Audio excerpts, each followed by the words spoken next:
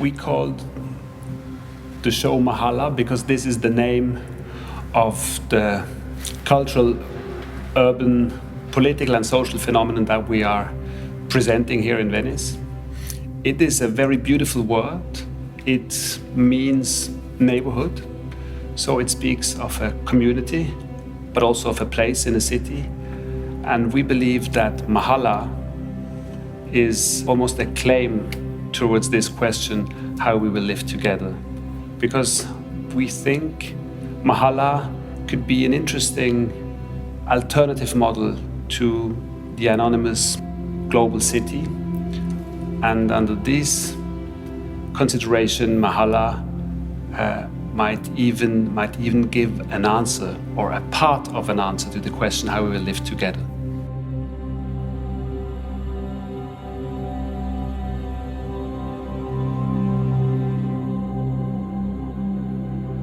When we've been contacted by the Arts and Culture Development Foundation from Uzbekistan to curate this pavilion here, we didn't know so much about Uzbekistan yet. So, of course, for us, it was first to understand what is behind a cultural heritage and an urban heritage of Uzbekistan. So we had just had the chance to do one first travel where we could go and get a more general idea of the whole country. We concentrated on a few places, but we could understand the difference in case of the geography, the climate, the different also cultures which are within Uzbekistan, which is a very rich country in terms of culture. But then we actually decided to focus on Tashkent because it is there that we found a very authentic way of living within these areas, neighborhoods, which are called mahallas. In Tashkent, the very fascinating aspect about it is that people still live there. These neighborhoods are very lively. They are also changing a lot. People are building new houses in them, but still very much based on the same urban pattern, which is a kind of a carpet city. Let's say the vernacular-oriented city, as we know it as a phenomenon, which is also international, but in a very, let's say, specific and particular way in Uzbekistan. The Mahalla shows that rural elements like production of food, like animals, and the urban as a kind of complex organization of a society comes together. So that the urban and the rural is not necessarily excluding each other, but could also find a different way. If we speak of a Mahalla as a potential model also for development, not only in Uzbekistan, but globally. When we talk as designing architects, that the Mahalla could also show us ways of bringing urban and rural elements together or overcoming this kind of simplest model of these two different, distinct parts.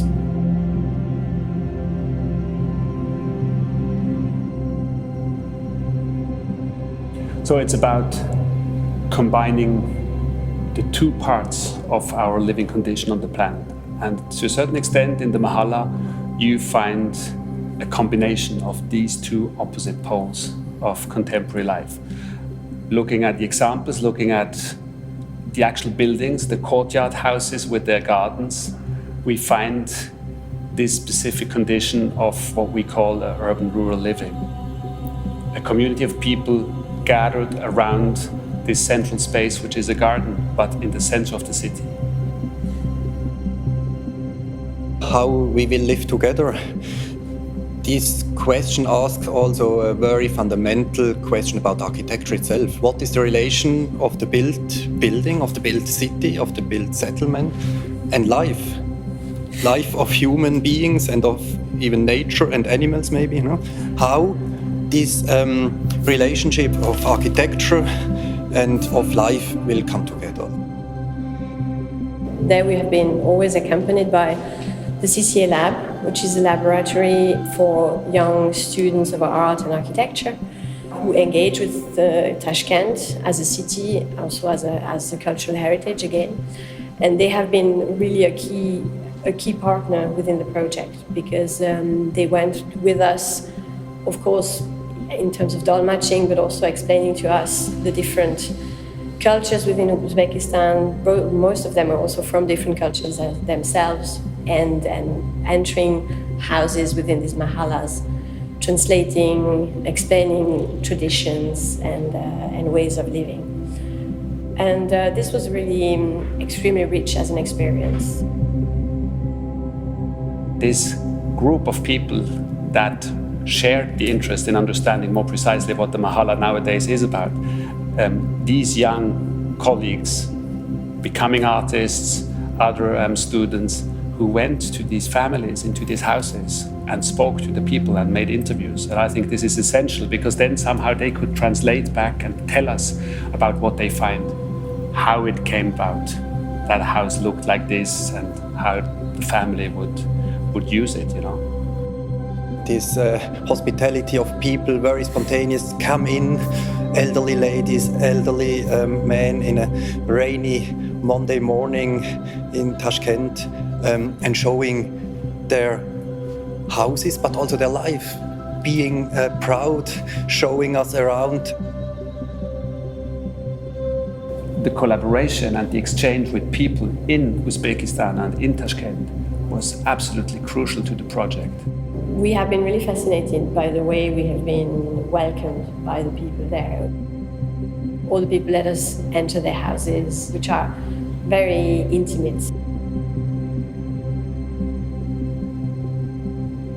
There is a small contribution, but literally the central one of this pavilion here is the tabchan, an object that was designed and produced by the students of the Center for Contemporary Art in Tashkent. So the students designed a contemporary interpretation of the traditional embroideries. So this collaboration that was so important for the research also played a central role in our presentation here in Venice.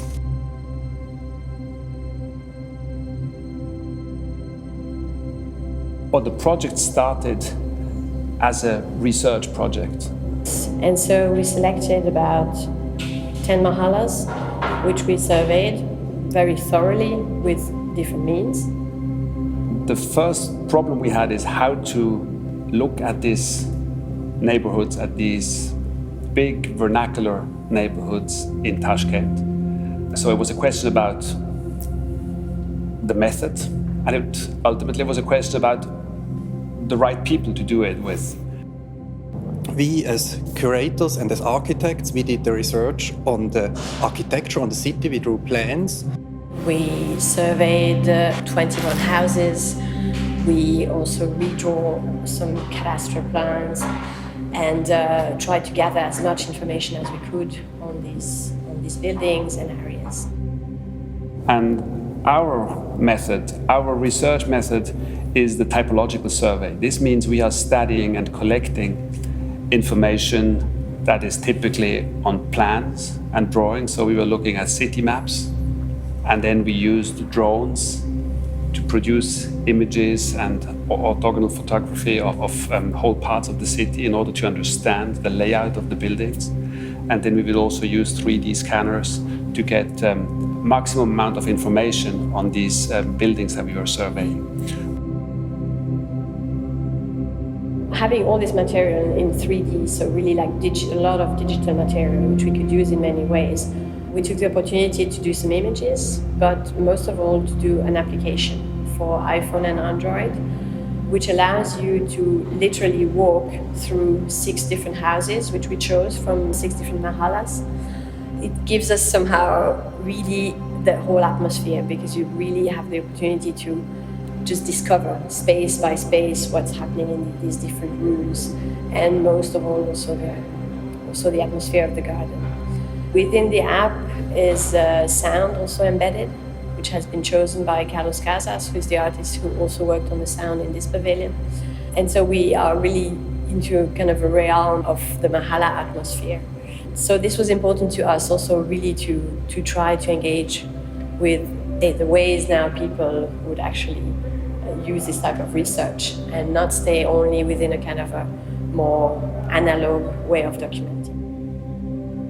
But in terms of analog documenting, we produced the survey, which is actually a box with 3 volumes, where one can see all the plans, all the maps, all the research we've done, and also some images by Bas Prinsen, which are printed on high-end paper, and which are actually hanging here today. But we also understood that there is more needed. We should add another perspective, another standpoint to our research. And we knew Bas Prinsen, and interestingly enough, he already had a connection and on his side an interest towards the cities in Uzbekistan. And so we asked and invited Bas to contribute his very specific artistic view on architecture. That is very much about the physical reality of a sample of a built wall, for instance. The texture, the physicality of it, in a very poetic and artistic manner. And we thought, and I hope the show communicates this, his images are a fantastic complement to our more academic and scientific representation. Bas Prinsen images are one-to-one images of details, not only from this house, but also from different houses. It focuses really on the materiality, and these images allow actually really to transmit the strength of the materials there, which are the gesso, the wooden, ornamental arts.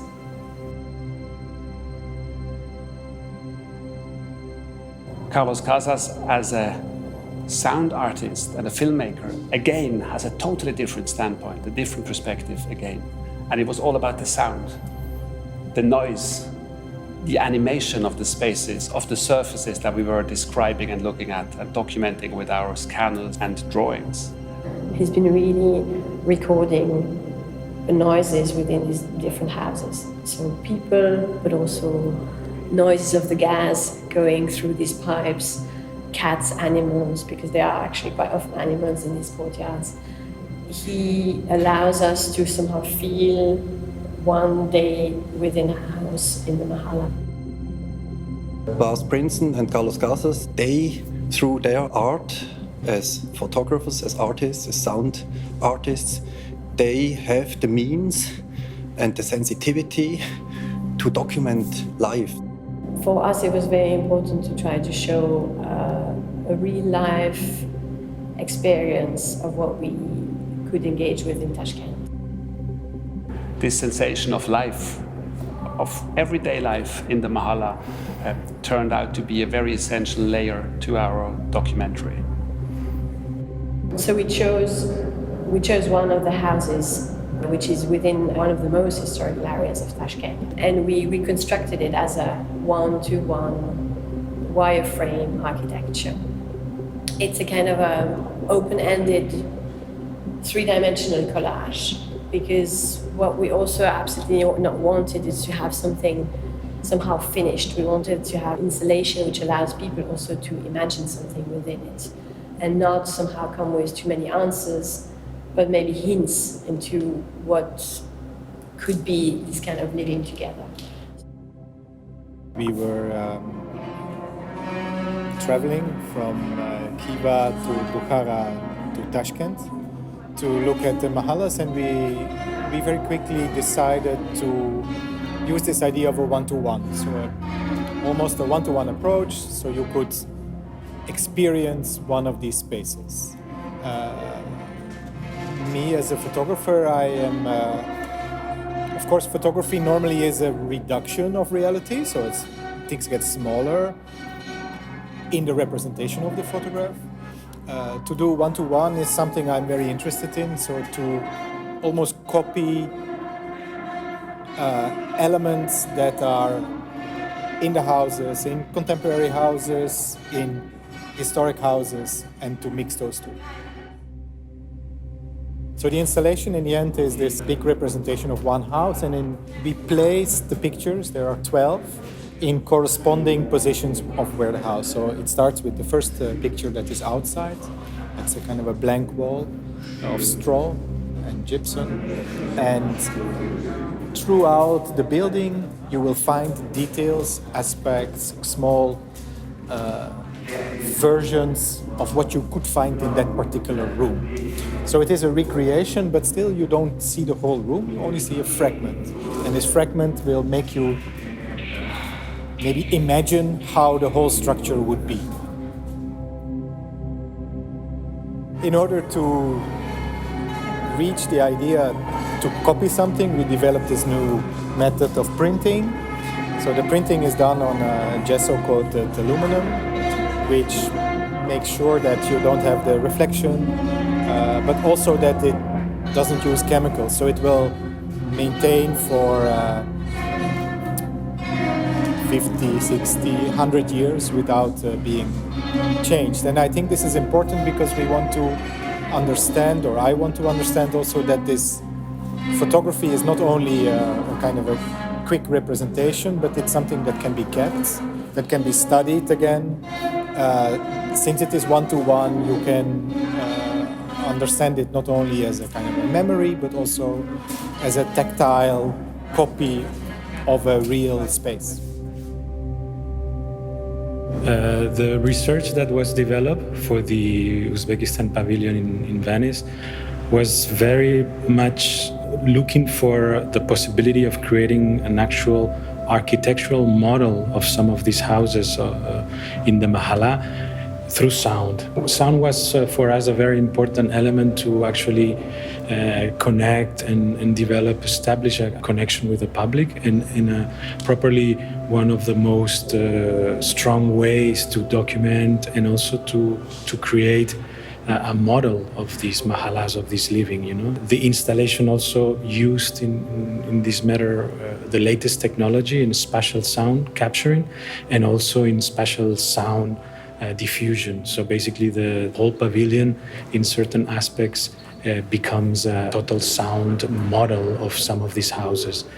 The other element that is important to speak about is that the sound is exactly in real time, which means that the spectator enters the house at the same time as it in Venice. So at 1 o'clock there is a praying time, the lunch time. So all the equivalent of the living moments of Uzbekistan are transcribed through time in real time here in Venice, allowing the spectator to actually totally be transported to Tashkent, to these mahallas. You know?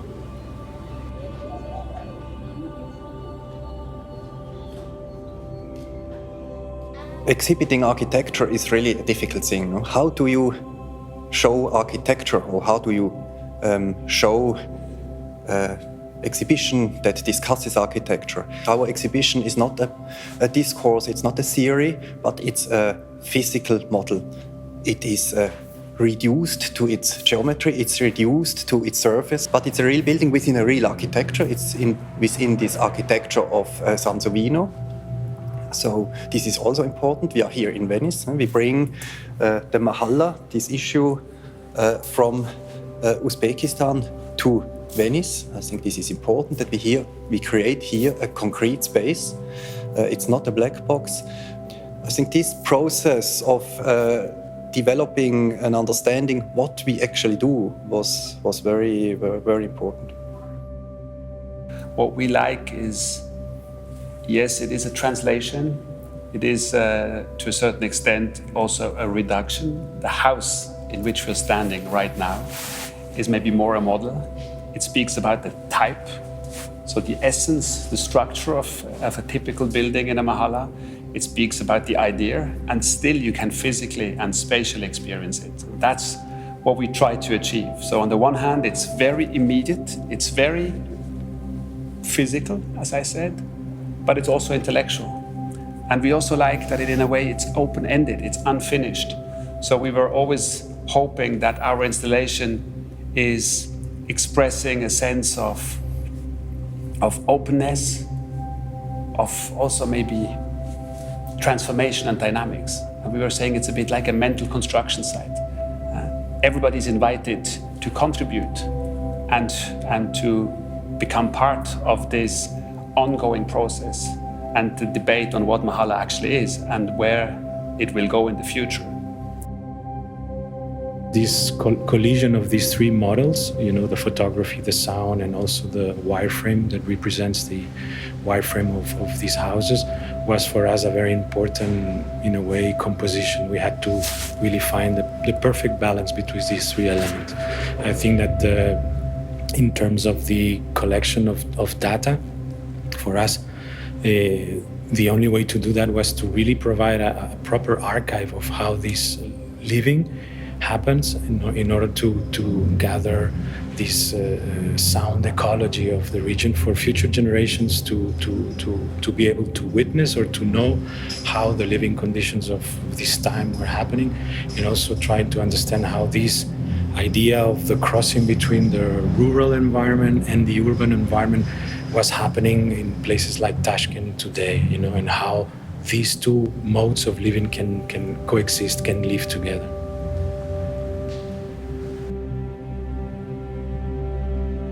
We believe it could be an interesting example also for us Western architects to study even more in depth and to get inspired from.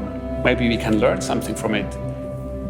Because an idea of a building, not the physical building itself, this will always stay and remain in Uzbekistan. But the idea of these buildings, and maybe also the idea of these local communities, is something we can learn from, and we could even maybe transfer into a different context. That's a speculation, but I think that's what the Biennale ultimately is about.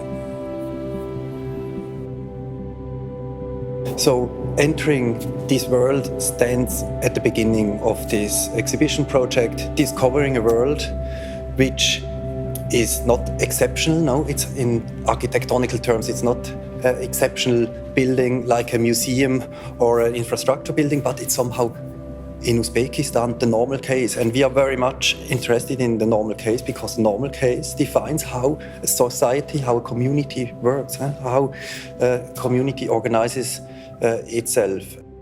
So it's not so much about the past, it's not so much about preserving, it's not nostalgic, it's not about heritage, it's about the future.